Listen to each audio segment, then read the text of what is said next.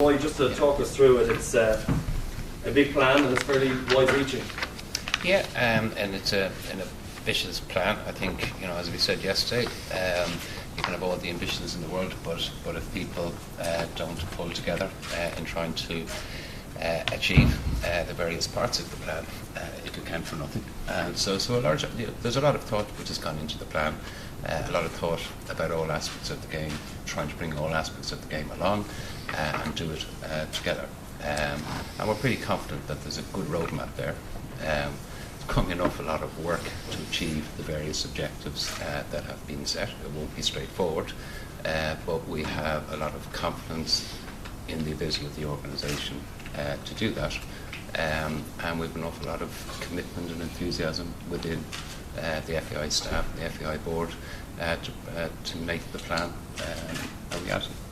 Use the word ambitious. You mentioned confidence there. How confident, there's some big numbers in there, how confident would you be of delivering this in that 2022 to 2025 time frame? I would be confident, and a large part of that, outside of just effort and a lot of good work, will be investment, and what the plan requires is significant investment from the FAI, but also multiple stakeholders. And I think what we've been about for the last couple of years is, from a really difficult position, is to reorganise and refocus and re-energise the organisation, establish the priorities for the organisation, but also for the game, build up trust, particularly because it was shot to pieces.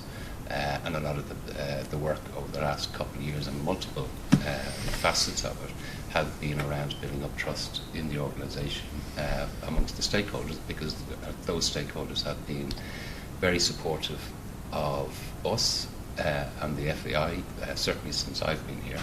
They've been nothing but supportive and encouraging, and that support and encouragement continues as we've outlined this plan. And our job is to make the FAI and the game of football investable, so people are comfortable investing, be they government, be they sponsors, or be whoever they may be.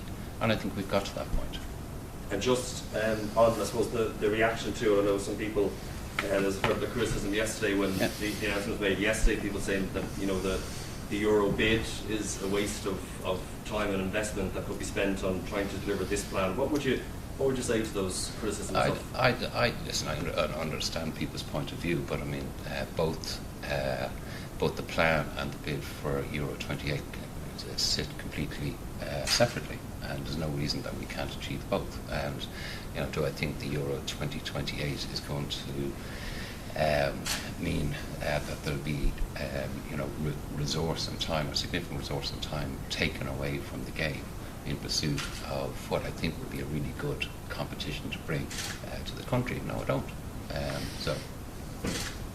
Just on that, you mentioned building up the trust as well. Is it disappointing that the bid was announced yesterday and there's all the reaction is largely critical of that's where I don't mind people being critical, and and God knows that they can be, but the people are entitled to their view. We've thought about it. We thought about the World Cup bid for 2030. We looked at Euro 2028. We believe we have an excellent chance of success at Euro 2028. We don't believe it's going to mean a distraction of time, or mean we have to allocate significant resource to the effort. So people are entitled to a view. My personal view, Jonathan's view, the board's view. Wouldn't it be a great thing to have Euro 28 in Ireland in front of packed stadiums? Wouldn't it be good for the country? Wouldn't it be good for the game in the country? Yes, it would. Yeah, and I think I'd add to Roy's comment in saying that in relation to the process, in terms of Euro 2028, we've already done a lot of the work in relation to the feasibility study for World Cup 2030, so a lot of that work has already been done.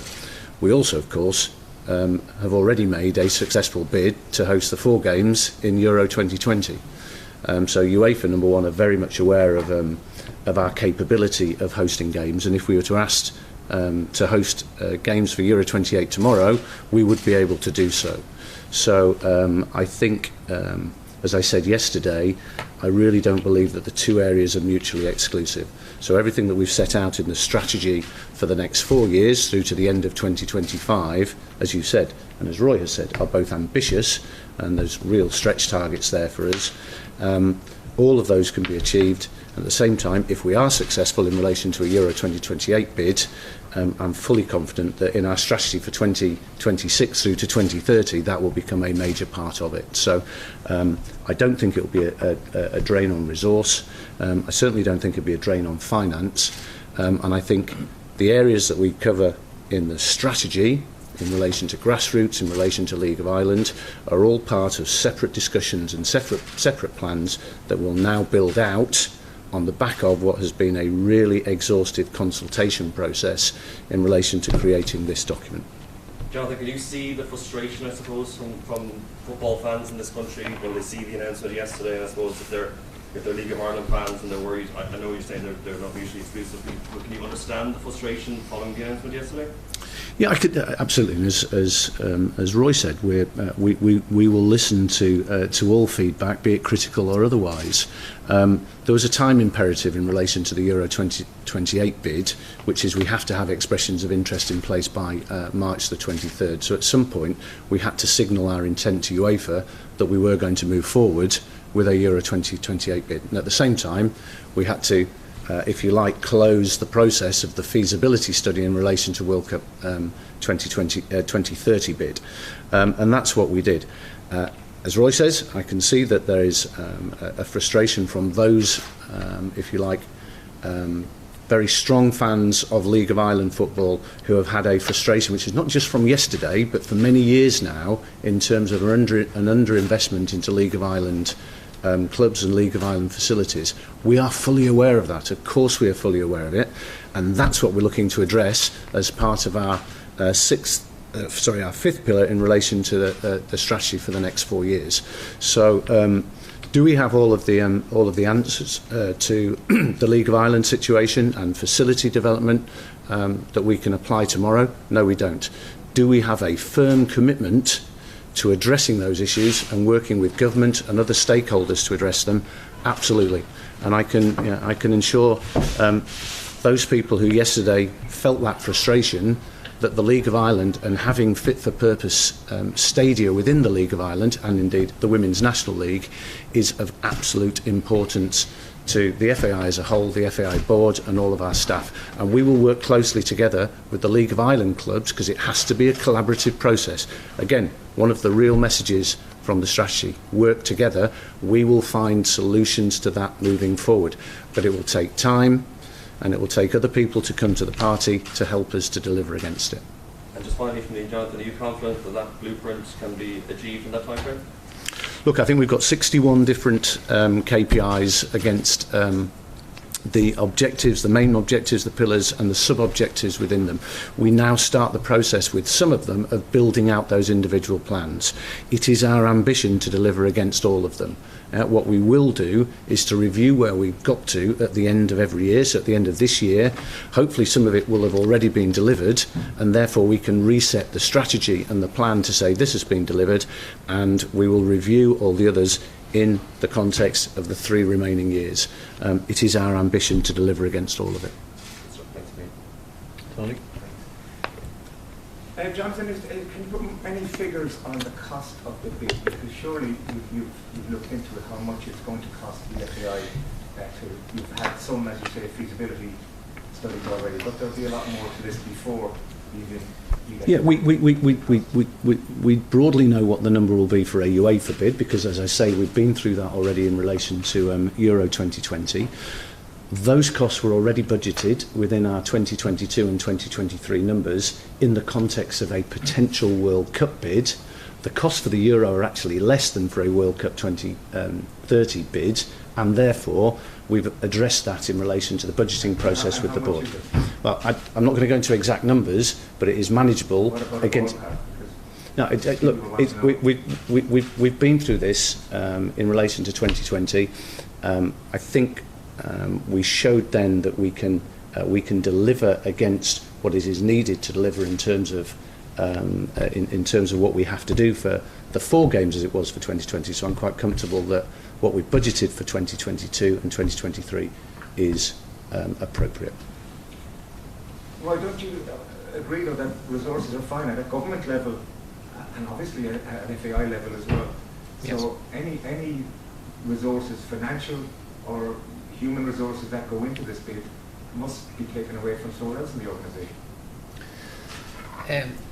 Well, by definition, yes, but is you know, is it material in the overall scheme of things, and are there benefits that can accrue from a successful bid for 2028, which over time will outweigh any inputs, financial or otherwise, that the FAI have to put into it? So we can't, like everything, it's not only the bid, there's a whole panoply of different things that we're trying to do at the same time. There's various parts of the game, all who are competing both for time and allocation of money, etc. So we get all of that, and when we make a decision, this isn't a vanity decision. This isn't a decision which says, listen, we want to host a World Cup or a Euro 2028 finals in Dublin, because it looks good. We believe that if we succeed in this bid, lots of benefits will accrue to the game in Ireland, but also to the country. And given the amount of time and resources that we'll have to commit to it in the overall scheme of things, 1, it's not material, 2, it's manageable, and 3, it will not get in the way of the really important work which is outlined in the strategy document. And just on the strategy, and Jonathan says there's 61 things that we need to do. Every one of those 61 have been thought through. Every one of those have been discussed, debated within the executive, within the board, and within the community as a large. And they wouldn't be in the document, and there wouldn't be objectives if we didn't believe we'd be able to succeed and meet those objectives. That is the plan. So whatever's in that document, that is what we're setting out to do, with all the challenges that are going to be there. But hey. And sorry, Tony, just to be clear, in relation to the number of people that we had working on the Euro 2020 bid, and indeed the World Cup 2030 feasibility study, that was 3. So 3 people work on the bid. We work closely with government, with the Department of Sport, and very closely with Dublin City Council, and we'll continue to do so in terms of putting together our part of the bid that will be presented to UEFA. So I'm very comfortable that we have the resource to be able to do that. Well, if I can ask you, Manager Stephen Kenny, will get judged on results. Sure. The Chief Executive has been in the job about 18 months now. He's still awaiting a primary sponsor for the men's team. Is that a good result?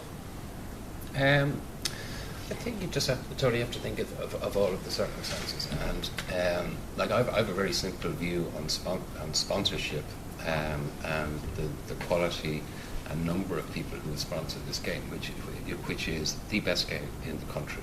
Okay, our job as a board and as an executive has been to make this an organisation which is fit for purpose and is investable, and that people, if they want to sponsor a team or any part of the game, feel comfortable in doing that and trust the people within the organisation and trust the brand.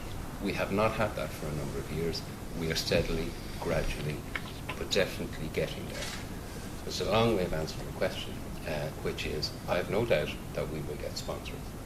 I have no doubt that the income from those sponsorships, if we were to write them today, we'll get more money today than we would have got 6 months ago or 12 months ago because of the progress that we're making. So, holistically, I think, you can look at lack of a sponsor for the national teams has been a failure, but I would look at all of the achievements that the organisation have made over the last couple of years, and I would have to say I'm actually proud of what's been done here. I'm proud of the contribution and the effort and the commitment that the staff within the organisation have made and the board have made over that period. And we're now getting to a point which is where we always wanted to get to: financial stability with a clear roadmap for the future. And it happens that the set of things outlined in the plan, they're good, and they will progress the game, and they will make a difference to the game, and they will make a difference to people in the game. That actually is priority number 1. We can look at failures like a lack of a sponsor, but I don't view it that way. I didn't call it failure, by the way, but John, No, well, yeah. I meant the fact that people have questioned the fact that you haven't relocated fully to Ireland yet. Sure. Can I? Well, let me answer the first point in relation to just saying. Actually, we do have a sponsor for one of our national teams, and that's the women's national team, and that's Sky. And Sky, which is a really good deal, I think, for both parties, is important for us because that is a really strong business and brand that has committed itself, in effect, to what we are saying in this strategy document. It believes in the future of Irish football. It is not worried about what has happened in the past in relation to Irish football, and it truly believes in a future for football for women and girls in Ireland. And we're really proud to have them as a sponsor. Now, to Roy's point, of course we would like, in what has been a very difficult market because of COVID, because of Brexit, etc., to find their equivalent in relation to the men's national team. And we are working incredibly hard to do that, but we have to be in the right place at the right time, talking to a brand for whom a commitment to the Irish national team, the men's team, would be right for them as a business. Now, it's my belief that what Stephen is doing with the team and what has happened over the past 6 months, and actually the very profile of the team in relation to its diversity and some of the young guys who are coming through, is exactly the type of platform that a business that is based in Ireland will want to align itself to. As I say, we have to be in the right place at the right time. We have to do our work in relation to sales, but we will get there and we will have that partner. And they, like Sky, will help us and all our other partners drive forward Irish football. Can I ask you, the situation with Stephen Kenny's contract, recently he lost another member of the backroom staff, Anthony Barrett. Before that he lost Damien Duffin and Alan Kelly. Does that make you in any way uncomfortable? And was the delay in completing the contract negotiation anything to do with Anthony Barrett's decision? Simple answer to that is absolutely not. And the simple answer to your question is that Stephen wants to be the manager of the senior men's team, and we want Stephen to be the manager of the senior men's team. He is under contract until the end of July. Do we want to get a contract finalised before that point and ahead of the March friendlies? Absolutely. And we're in discussion with Stephen to do exactly that. But in any negotiation, you'll come to a point where you have to go back and forth in relation to elements of it, and that's exactly where we are. And as I say, the Anthony Barry issue was just, for Anthony, that was an opportunity that he felt that he couldn't turn down in relation to going to Belgium. We absolutely appreciate what Anthony did for us and the group over the period he was with us, but we move on, we move forward. That's football. He goes with our best wishes. Do you think we'll have another coach in? Absolutely. Stephen is working on that now, and there will be no lack of people who want to be part of that group of players and of that coaching team, and to work for Stephen. And it could be Stephen's decision. So that's Stephen's